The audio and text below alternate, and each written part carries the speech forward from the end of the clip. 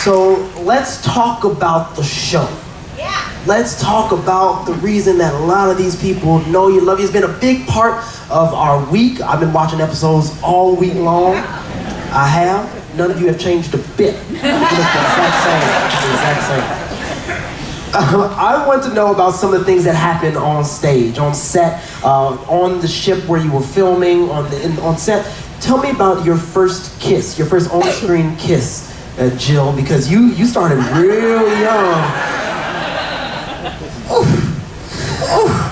I mean, it was my first kiss off stage or on stage, and I got to do it in front of an entire crew of Teamsters.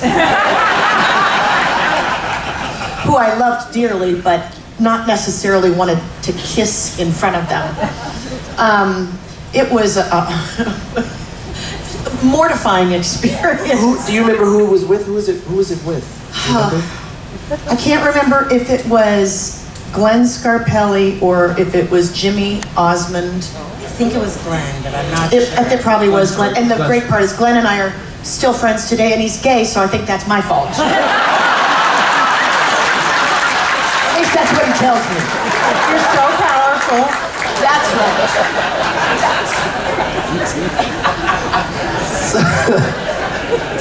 So beyond romance, you were doing schooling while you were on the ship. Were you on set? What was the filming like growing up on a ship? Well, for me, because I didn't have any other experience, that was my only childhood. For me, it was super normal, but we would have to do a certain amount of hours of school during the day. So while everybody else was filming, I would be upstairs with my tutor. One of the great perks was that my school was nice enough to try to arrange what my studies were depending on where we were traveling. So I was taking an Asian civilization course, and I was reading about the Great Wall of China while I was sitting on it. So that was pretty amazing. And the only downside is when we would be in these beautiful locations, whether it be Mexico or the Mediterranean or Australia or wherever, on a day when everybody had the day off.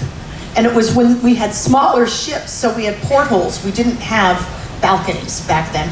And I would just be sitting there with my tutor in my little miserable cabin, looking out at the beautiful ocean, knowing everybody was upstairs by the pool. That was the only downside, but I made up for it. Wonderful. Now, Bernie Capel. Doc was a ladies' man. Oh boy. Oh boy. Are there any on-screen romance moments that stand out above the rest? What's your top on-screen romance moment? Oh boy. I had a crush on Juliet Prowse for quite a while. A stunning actress. And I get the script, Doc's Exchange. And right away I called the office and I said, "Who's playing Samantha? Who is playing Samantha?" And I said, "Wait a second." I looked it up. Juliet Prowse. I said, "Oh, how lucky can I get?" So we have a scene. It's like we had been married, and I think I gave her $50, go get a divorce because you have annoying habits. And she said, "Well, you have annoying habits." But we were very, how should I say, involved with each other. So we have this scene, and the scene is in bed. Now you're surrounded by 70 people. Camera, sound, gawkers, grips, all this, and you say, how can we be intimate in this situation? And I wore a hairpiece on this. Not everybody knows it, but it was... Everybody knew it.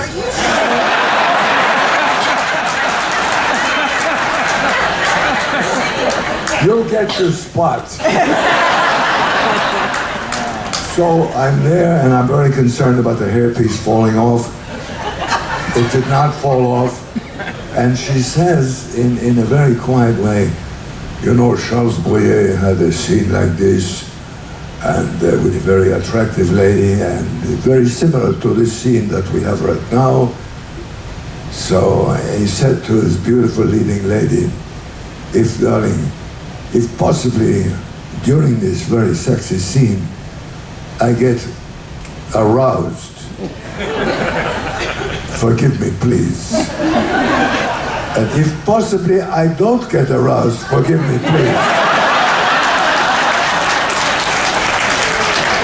But we had many Academy Award winners. Many Academy Award winners, Eva Marie Saint, Shirley Jones, the man who won the Academy, John Mills, thank you. So many Academy Award winners. Ray Milland, who won the Academy Award for Lost Weekend. It was a treat for us to be dealing with these people, and because of Gavin, we would always come up to them, make nice, and say, oh, we are so thrilled to have you on our set working with us. And that was a major thrill, having these Academy Award winners. And great stuff, and it still resonates to this day. Absolutely. Now, Lauren, you were cast as Julie, the cruise director, really long. And might I say, coming from a cruise director, you are my favorite cruise director. You ever been called Julie? It's because me and Julie have the same hair. That's true. This is a wig. Did you get it from Bernie?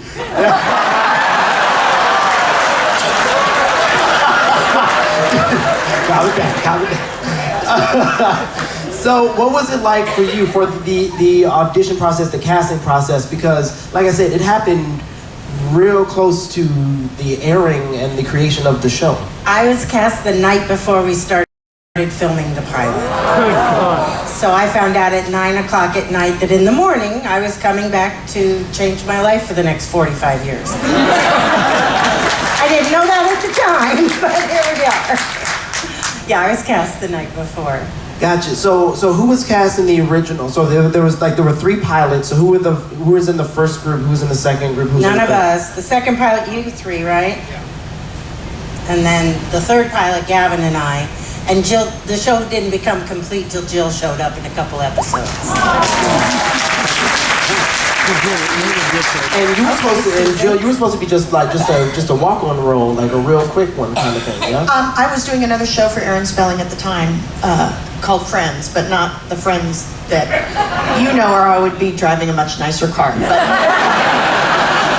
But as Aaron did with all of the people, all of the corral of actors that he had on all of his shows, whether it be Charlie's Angels or Dynasty or Hotel or whatever, they would all come through the Love Boat.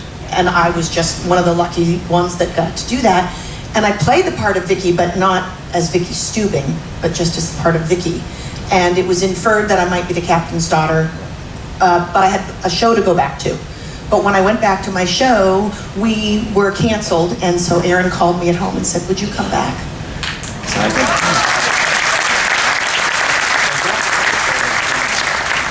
Ted Lange. Yes. That happened recently too. That yes happened immediately. Yeah, let's play that game. Ted Lange. No. Those of you that missed it, I'm gonna catch them up. Do you want to tell the story, Fred? You want to tell? You were there for the Yes No Game show. I'll tell the story. No, wait. There's a game called Yes, No. And Duvall said, you want to play? And I said, yes. And I walked to the hot seat. And now fully confident that I would not say yes or no for 3 minutes. Is that correct? That's the game. Don't say yes or no for 3 minutes. One guy did 10 seconds. I said, well, I know I can beat that. And someone else did about a minute. So I walked and I sat down and I was really cool. And Duvall says, you know how to play this game? All right, we're gonna play the game. They do a countdown, 3, 2, 1, and you're on. And Duvall said, Ted Lange. I said, yeah. I didn't last 1 second. And it will never be duplicated. Yeah. I want to say something about Julie McCoy. Aaron Spelling was superstitious, and if you go back and you look at some of his shows, you'll find on Mod Squad, the girl's name is Julie. And you'll find on the Rookies, Kate Jackson's characters was named Julie. And so everybody's trying to figure out, well, how do we make this work out? He says, I've never had a problem with a show when the female was named Julie. So we're going to call her character Julie McCoy. And for whatever reason, it worked. She's the reason. Yeah. Because Lauren, the Love Boat television show is based on the book. It's based on a book, right? Yes, written by Geraldine Saunders. And The book is called The Love Boats. And Geraldine was a cruise director in the 60s, I think. And she was an actual woman and doing the job. But on Princess Cruises, there were no women cruise directors. I'm not sure there are now. I think there are now. There are some now, but Yeah. you were the first. Yeah. I was just playing it on TV, Duvall. I could never do your job. You work too hard. I know. My dream job is to be retired. I'm there now. I love it. Lead by example. I'm following it. But do you have to do any research to be a cruise director? I tried. Well, once the show got picked up. Yes. I mean, for the pilot, no, I just made it up. But for the pilot, I called Princess Cruises and asked Brian Langsford Carter. If you're an old Princess guy, you know who I'm talking about. One of the officers from England. He was in charge of all the cruise directors, and he was very clear that there is no possible way a woman could be a cruise director. But it was lovely of me to try. And look at you. That was the beginning of my time on television. And now you're the most famous cruise director in the world.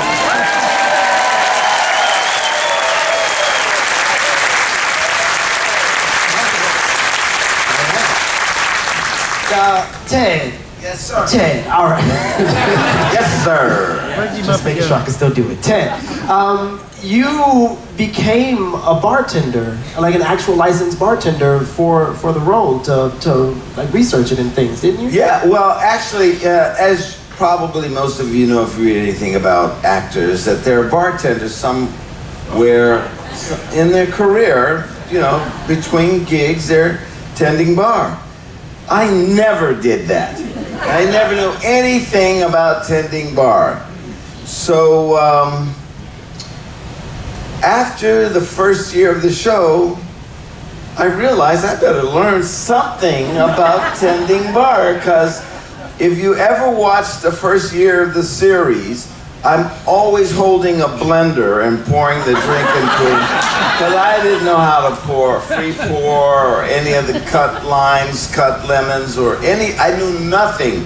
So I went to bartending school in Los Angeles, and they gave me 2 diplomas. One for Isaac Washington, which we put up in the Acapulco Lounge, and one for Ted Lange. When the series ended, I could get a gig. But they taught me a lot of bartending tricks, so then I started incorporating that into the show, yes. That's right. And in bartending school, is that where you learned the point? No, I did not learn the point in bartending school. When did you know that the point, you got it? When did you know that was a thing? Did you know when you were doing it? We were doing a show. I didn't, you don't think anything about it, but people watch everything. And so in the opening, I would do this, or I'd do with 2 hands, and you don't think about it. You're just saying, hey, I'm on the show. please watch, you know? But You have I to was tell how come doing, you did that, though. Huh? You have to tell how come you did that, because it's Okay. such a great story. all right, we had to, if you see the opening credits, you see we all look into the lens. And so the producer, Henry Coleman, said, Ted, stand behind this little thing over here and just look into the lens and smile. And I said, well, but Henry, because I'm an actor, you know, I studied in New York. Why am I looking into the lens? What am I thinking about? He says, think about your check.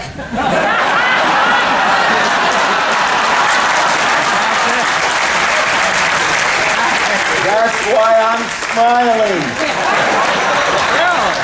So, but I did a scene with Dan Rowan from Laugh-In. And Dan Rowan was on the boat and he was having problems with his girlfriend and he looks at me and I say, well, why don't you try this? And then he takes the advice and he looks at me and he goes, good idea. And that's when I knew, wait a minute, something's going on here. And then I would go out in life and people would see me in a restaurant or getting my hair cut or whatever, they would always go, hey, oh, okay, this thing caught on. It did. And it's not with any thumbs. There's a proper way and an improper way to do it, correct? Yes. Yes, some people do it like this. And some people do it like this or like that. And I just say, no, you have to, what you do is you drop it. Drop it like it's hot.